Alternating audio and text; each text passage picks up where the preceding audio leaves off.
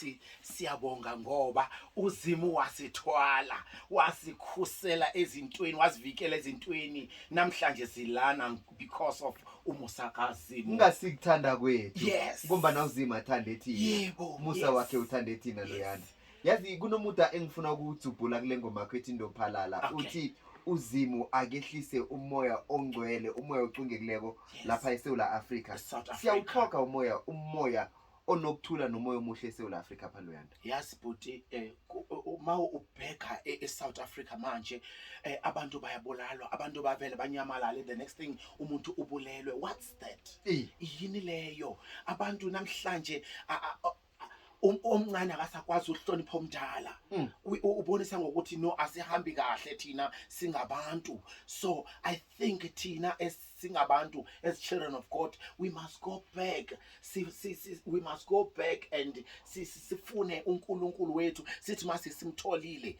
sikwazi uhamba ngendlela zakhe then umusa wakhe uzohlala usambethe kunomuntu ozibuza kulana ukuthi kanti silahle kuphi khona lapha silahle khona namkha sekuthi asikagcine ekholweni abantu ngathi bakhamba bakhohliwe umuntu uyazikhohlwa ukuthi ungani yazi izinto ezenzeka manje kulamalanga futhi siyathusa siphila ngovalo sihlala sithukile mihla namalanga because abantu bayabolalwa abantu bayanyamala bayatshontshwa uke wayibona phi into enjalo abantu bayacwila emanzini ama-accidents but ngicela ungene ezwini kuthi Deuteronomy 28 ithi mani ngamameli izwi lami ningahambi ngendlela zami ngiuNkulunkulu yazini ngokuthi ngizothatha ibhadi esike sawela umuzi waseGibhite izwehlela kuni ibhadi zakhona zonke izinto ezimbi iswenzeka kuni because naguquli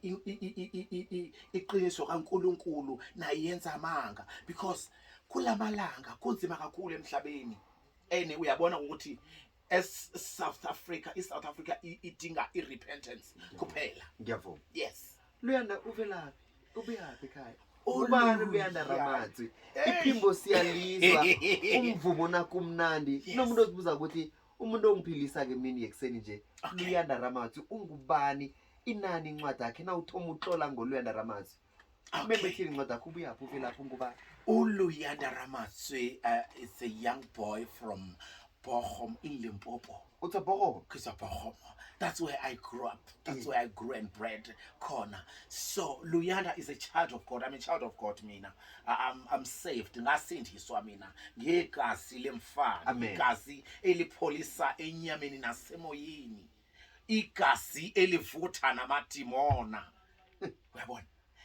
Aze mina ngithi ngihamba nenkosi inkosi yakhona igama lakhe nguYesu Kristu waseNazaretha akusinto idobhe endleleni le into ophila ngayo into ophila nayo luyana yes but umvumo wekolo ke uvuma uthoma esontweni uvuma uthola kuphi ubuye eBochum le yayindoda uvuma nangesizulu lapha ngazi ukuthi ukukhuluma iSpedi mseBochum uyazi inkinga yami yini but I've never allowed myself ngokuthi ngibe stereotype ngiyavuma I don't angikholeli kule nto ngokuthi I'm a local artist from Bochum I'm not yeah I belong to South Africa ngiyawuthanda umkhumbulo yes that's why kwi-album zami zonke there is a Sotho song there is a Zulu song there is a Venda songs there is a Tsonga songs that's how I do music I ngithanda uaccommodate wonke umuntu that's why namhlanje ngithi xa ndiyekelwa nguwe Nkosi ndiyophala njengamanzi yazi nawukhuluma ngama-album nje kuthi ukuthi unesikhatshana iraga into le uthome nini nayo hey ngathoma I think around 98 I was a backing singer ngibheka pha ama-artist professionally I started recording in 2000 where I met Peter Mkwena lo ngasekho emhlabeni may he so rest in peace from Pure Magic that's the one ongrumileyo ku industry so ngaqala urecord album yami yokuqala Nkosi yami then up to so far I've got 6 albums in the music industry. 6 I've worked with Peter Mkwena, I've worked with Deborah Fraser, I've worked with Cisco Leka, I've worked with Thapelo Tsotetsi. Yes. Umuntu oyikhambileko indlela kule koro umuntu oyikhambileko indlela kule koro yomvumo wekolo Yes. ikuphethe njani ikufundiseni le koro ngitsho njengoluyanda Ramatswi Yes. begodu nobudlelwano bakho noZimo obufundileko ngokuba kule koro isikhathi esingaka. Ngicela ukutshela ngokuthi emculweni sifunda endleleni.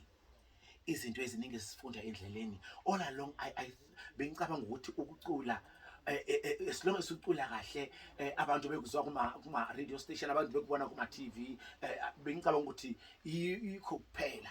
Kanti singing gospel, you need to go back ufunde izwi lenkosi, lento le uyenzayo kumele uyazi, and akwenze ngokuthi ucula igospel ungalazi izwi lenkosi, akwenze ngokuthi ucula igospel ungasindiswanga. You need to be baptized first so that uzalwe ngabusha inkosi ikwazi ukwembatha umoya oyingcwele. Amen. Luyanda ngiyathokoza kakhulu ngoba nawe ungaba ingcenye ehlelweni namhlanje siphosele siku 079 413 2172 079 413 2172 sikhamba noLuyanda Ramatswi emhathweni kwekwezi FM. Siyabuya.